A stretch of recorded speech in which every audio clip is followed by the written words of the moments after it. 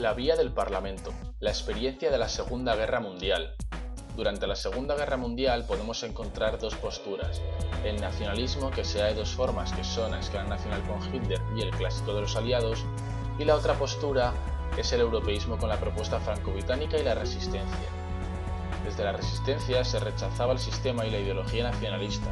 En los partidos de la resistencia francesa, el socialismo era lo más cercano a la idea de unidad europea. Los Estados Unidos de Europa buscarán la integración de Alemania en una organización europea hacia los Estados Unidos del planeta.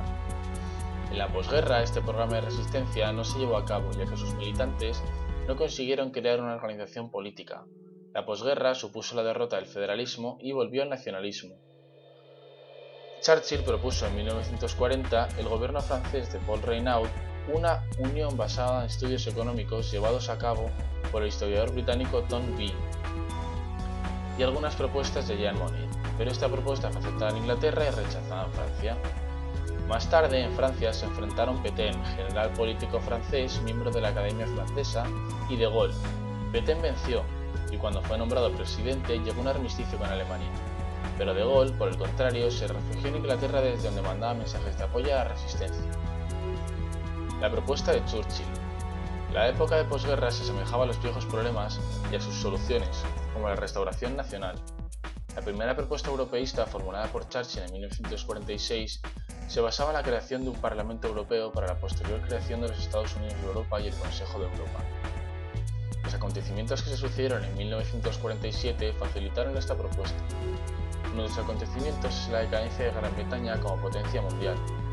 Estados Unidos relevó a Inglaterra en Turquía y Grecia. Así, Estados Unidos pasó a ser la primera potencia mundial, siguiendo la ideología de Truman por la que se buscaba ayudar a quienes estuviesen dispuestos a defender su independencia frente al comunismo. Por otro lado, el Estado británico de las Indias se dividió en dos países, Pakistán y la Unión India. Esto hacía posible una unión federal europea alrededor del eje París-Londres, que se concretó con un tratado de alianza. Esta alianza buscaba una unión frente a Alemania, aunque muchos lo consideraban como un tratado de integración, pero esto era difícil cuando Inglaterra y Francia no miraban hacia las preocupaciones de los europeos.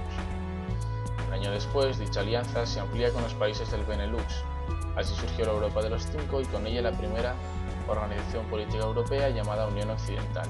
En 1947 se constituye el Plan Marshall. Tras la Segunda Guerra Mundial, el continente europeo se encontraba en ruinas. La ONU distribuyó 1.000 millones de dólares y Estados Unidos también ayudó económicamente a la recuperación. Marshall constituyó una política europea en la que para el continente europeo pudiese servirse de la ayuda norteamericana, era necesario que los europeos constituyesen un plan conjunto de cooperación.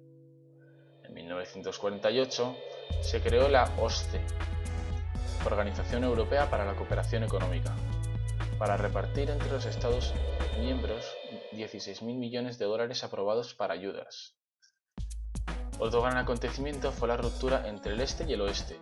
Al concluir la guerra, se pensaba que el régimen soviético había desaparecido. En cambio, la aceptación del Plan Marshall por la Unión Occidental hizo firme esta ruptura. Así, Europa tenía dos perfiles, tanto políticos como económicos, hecho por el cual se crea la Comecon, Consejo de Ayuda Económica Mutua. El Consejo Europeo de la Haya. En 1946 se firmó la Unión Europea Federalista, UEF, que proyectaba una Unión Europea como tercer bloque o fuerza pacificadora entre las dos grandes potencias. Aunque la UEF tenía un programa en su interior, había ideologías muy dispares.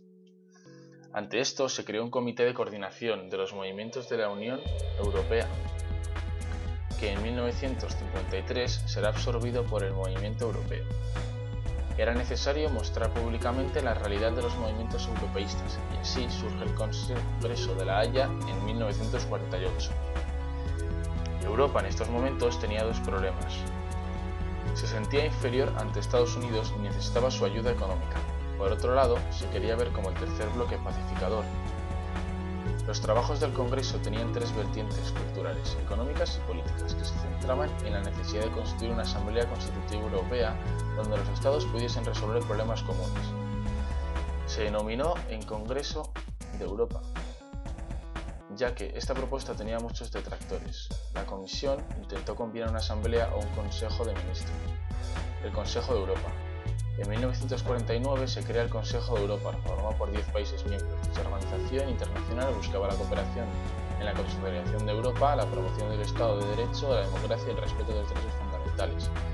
Quedaban cuestiones por resolver, por lo que la Asamblea Parlamentaria creó una comisión permanente. Sin embargo, después de la Asamblea se dio cuenta de que el poder residía en los gobiernos nacionales. Los estados se reunieron para discutir sobre el futuro de esta y salió a la luz el poder consultivo de la Asamblea, ya que ninguna votación desembocaba en una decisión ejecutoria.